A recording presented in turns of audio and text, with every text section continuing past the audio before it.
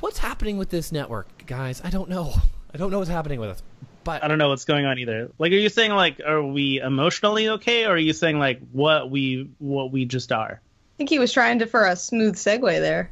Yeah, I was trying. I'm just emotionally worried about you. Let's do the 4-1 on 1901.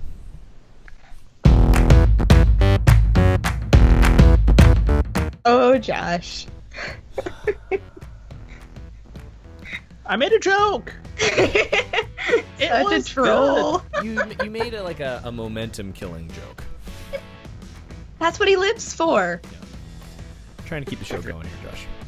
He's like a rock in the stream, you know? A Cinderella, Prince Charming Disney bound. Stop being so cute. How does it make you feel, Shannon, to get like likes and stuff from Leslie Kay and all that stuff now?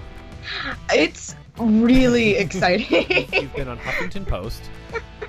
You've been featured as a Disney bounder. You get likes from Leslie Kay. You've got retweeted from like a fashionista. Yeah, it makes me really happy, and it makes me want to say, "Suck it, Gwen! I can Disney bound." It's from high school. So yeah, it's really exciting, and it makes me want to do more and like challenge myself and do new outfits in different ways and things that I hadn't thought of before. And so that's really exciting for me. Like, even if nobody watched it, it's just really like made me think differently about styles and just like the way I dress and that kind of stuff. Yeah, no, you're I think when people who are interested in Disney bounding start to stumble upon you, they're going to be like, oh my god, there's like a ton of this amazing content of this Disney bounder, and I'd like, what happened? Why did I miss this?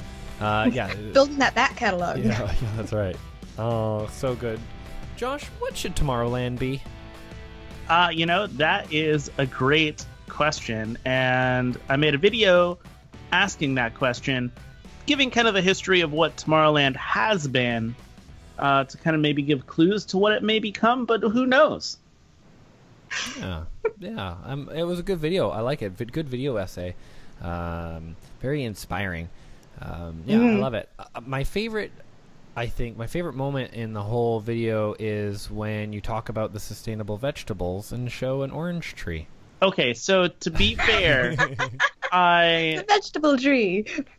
I went through like some of my footage, and I shot a video like a long time ago where it was like top 5 things you might not know about Disneyland, and like one of the things was like, they have a sustainable farm area like at Tomorrowland, and I did not shoot any vegetables. I shot like only fruit. Yeah. And as soon as I saw it, I was like, "Oh, that's probably They probably ate them up for like 45 minutes at least, just trying to figure like, oh, I can't say vegetables and show fruit." Yeah, it was rough, but I still had fun putting together the video. No, it's a great video. Like only jerk. I feel like unless you're a troll like Dale, you probably won't notice. I didn't notice till Dale pointed it out. Anyway, I loved it. It was so great. And Josh talks about just the LGBT community. No one else is included in that one. Josh, why do you cut out A, Qs, and 2s? Yeah, I'd like to know this. Yeah. I'm just kidding. I didn't mean. It's fine. We're just kidding. Gosh. The LGBT community is the shorthand form. It's all good. Right. So you talked about it on Monrest Radio. Is this? I don't listen to your show. Is it? Thanks. Is it the one that you did before, or is this a totally new one? It's actually one that I did before. I am actually going to do a new one, probably like a live-ish type of show from Gay Day, which is October 7th. So I wanted to kind of build towards that, and then we're going to have a completely brand new episode of Modern Mouse Radio this coming week. And is Sprinkles going to hook you up with some cupcakes or what? Did you get to touch of them? I'm hoping they will. I haven't heard back from anybody, but we are hosting still a Gay Day event at Sprinkles. I mean, like outside of Sprinkles, so they can't be like, hey, you can't be here. Yeah, so it's like right outside Sprinkles in downtown Disney, October 7th. for Gay Day. Yeah. So if you're in the downtown Disney area, it's free to be at downtown Disney. You don't have to have a park ticket. You can come hang out with myself and Angie and Corey and Albie from the No Midnight podcast. Yeah. You should just go in and talk to the manager and be like, I sent some emails. Yeah, I sent you emails, and I was hoping for some red velvet. Yeah. That's right. You should. I think it'll work. How yeah, it's totally going to work. It will. It'll totally work. Animated Devils Chapter 7. Oh, my gosh. We're almost there. We're almost there, yeah. Animated Devils Chapter 7. I'm sorry it was a little late this week, but... it was actually my fault, but it was also Josh's fault. It's both of our faults, but... Kind of, yeah. I'll go with mostly me, I think. I'm just happy I still had the file. I forgot to send Josh the file, but we neither one of us were informed of this until Friday. So yes, but this episode's all about the pure chaos of characters like Maleficent, Dr. Facilier, and kind of for other people who are into DC and like a more popular character being like the Joker, where it's like pure madness and chaos. Nolan's Joker, where like it seems random. There's really like no rhyme or reason, and this kind of plays into the idea of people who are kind of like mass killers, like the guy that was part of like the Aurora shootings, or like the Son of Sam, stuff like that, where it's a little bit scarier, and I think that type of character is scary because it's so unpredictable. Yes. Mm-hmm. Yeah, the sociopath killer, like sociopath villain, right? Yeah. Spreading fear for the sake of spreading fear. They're not painting themselves as the hero in these ones usually. Right. Yeah. Yeah. No, it's super cool. Animated Devils. You can go to network1901.com to check out all of the podcasts we've done. Explain This Book to Me, World That Never Was, Animated Devils, Discovering Star Wars. So many. And pretty soon you guys are going to do Explain This Book to Me again. Yeah. With a book that will soon be a movie. That's right. Yeah, I'm going to ruin a movie for all of you guys. Yeah. Ready Player One. Yeah, I'm super excited about that. I don't have to read a book, and I get to know what the book was about, so I can critique the movie. Yeah. Yeah, and you might have to help me with some of the references that I didn't get. That's good. That's totally good. Yeah, just write it down and be like, I feel like this was a reference. I feel like I should get this, but I don't. No, Dale, and then you're old. Tell me about this. Yeah, Dale, you're old, please. Someone said to me the other day, they were like, Dale, you're so weird. You can talk to 70-year-olds and 17-year-olds about. Why is that weird? Exactly. Yeah, I feel like that's a mark of a good communicator. About what they're interested in. Like like you can relate. I'm like, oh that polio. Oh, polio was terrible, eh? I liked that comment that said, "You guys are so weird. What kind of music do you listen to? I feel like that will answer questions," or something along those lines. I was like, I don't know how to interpret that. Well, but it's true because you got Josh who's like, I like jazz and ska. And then me, I'm like lo-fi hip hop, and then Shannon. And it was like emo. Yeah, of course.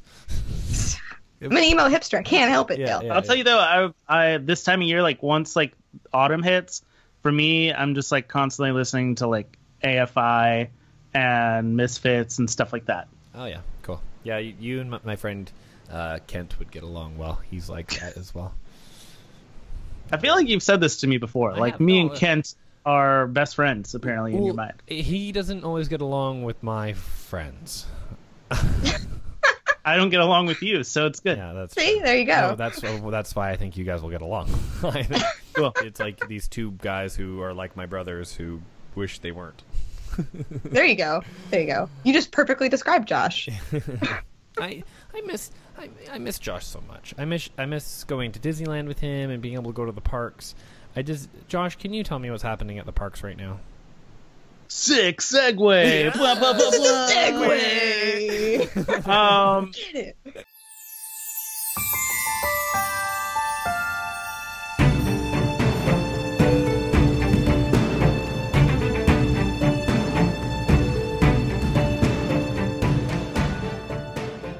Yeah, so Angie and I have been, first of all, I've got to say, we've been graciously able to go to a bunch of different things. Takes to Creepy Kingdom. Tanks? You said tanks. Tanks too. Tanks for the Creepy Kingdoms. Thanks to creepykingdom.com. James has been sending us kind of on different missions. As we went to a Pirates event that Disney put on. So not really theme parks, but kind of theme parkish, because we got to play some like theme parkish kind of games and stuff for the release of the new Pirates film. We're gonna have a video on that coming up maybe next week or the week after. And then we got to go to Knott's Scary Farm as a press event, and the first opening night of that, which they had 9 different haunted house mazes. Angie had never been to a haunted house before, so she got to experience 9 of them in one evening. Some of them we did multiple times, but not poor Angie, because by the end of it, she was like, because she was press, right? She was like standing in a haunted house room with scare actors around her, and she would just stop and look at them and then just be like, and then like, Sorry, you know, I don't. Can you describe what you're saying? What you're doing? Because I'm sorry, audio. Podcast listeners. Yeah. She would just stop and look at the scare actor and then just like take a picture and look back at them and then just like move on. So she became desensitized after. She totally became desensitized. We're going to be able to do Halloween Horror Nights and the Queen Mary Dark Harbor coming up in the next few weeks, so we'll report on that. But Knott's Scary Farm, amazing, brilliant storytelling. It's a great tip for anybody, too. If your significant other is really afraid of this stuff, just lock them in some sort of scary environment for a long period of time until they normalize. Correct. Perfect. Yeah, exactly. Yeah, okay, great. Mm-hmm. Totally great for your psyche. Yeah. Angie went through the first haunted house kind of eyes closed and just holding on to me. Yeah. And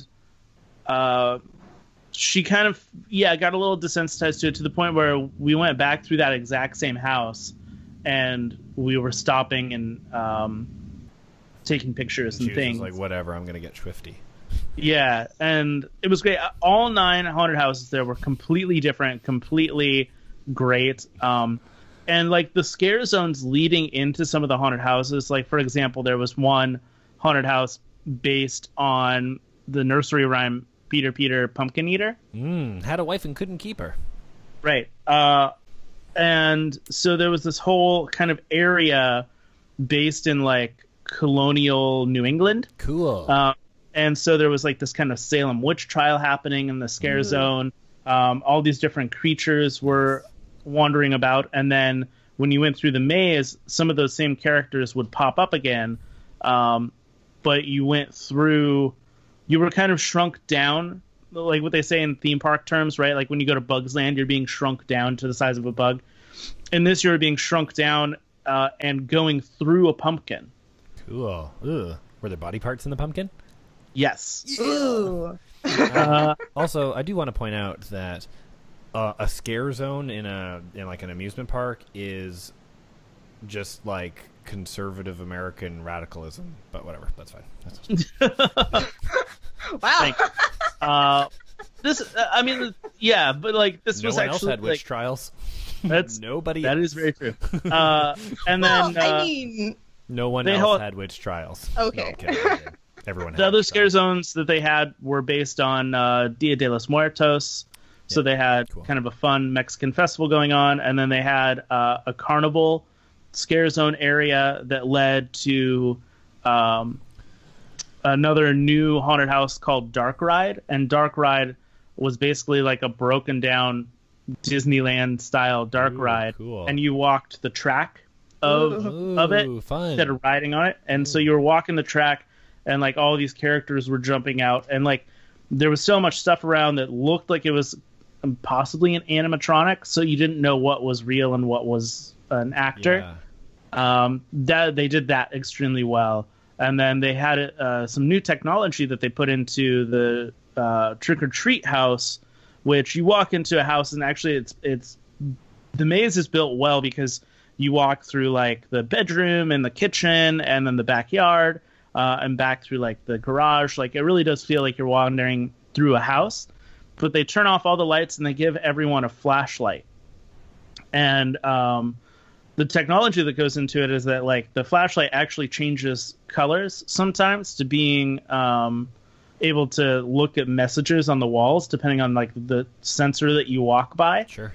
And then other sensors that you walk by will actually either cut out your flashlight altogether or make it kind of like flash, like it's kind of breaking or something and the battery needs to be adjusted. So they really kind of mess with you because you're in complete darkness until your flashlight works again. And your flashlight comes on like right as like a scare actor jumps in front of you. Cool. So that God. that kind of stuff, like they did extremely well. So I'm excited to jump into other Halloween stuff around the Los Angeles area. But in non-Halloween news, we've got coming up in December 16th, will be the return of, and hopefully the first of many, Star Wars celebration nights at Disney's Hollywood Studios, which they did a while back. This is them. They're returning to it. It's an extra ticketed event for the evening, but they up the fireworks. They up the show. Everything Star Wars. This is going to be kind of a preview, I think, of what Star Wars Land will be as far as like the roaming droids that'll be throughout the streets, all the different foods that'll be Star Wars outer space kind of themed.